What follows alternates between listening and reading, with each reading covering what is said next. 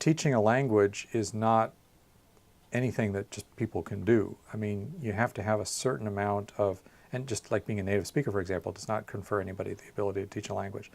So there is a whole kind of like science of language teaching, applied linguistics, that I think really helps on the language side to really improve the delivery, like the materials that we prepare for students to make accessible and so forth.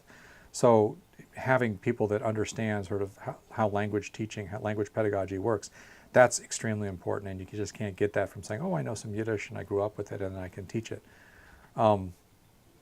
That's one sort of concrete aspect of it. And then again, sort of on the non-language side, but things that have to do with, say, history and culture and music and so forth, the academic environment promotes an ethos or spirit of objectivity. So it's like we discover what's there, not what we want to be there. So there's a lot of mythologizing about things, knowledge, languages, and so forth, like, you know, Yiddish is a bastard language, or Yiddish is a dialect of German. Yiddish is not a real language. Yiddish is dying.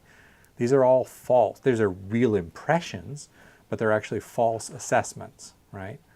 And this is where sort of the academic kind of taking a step back and sort of being objective sort of says, no, no, no, it's a little bit different.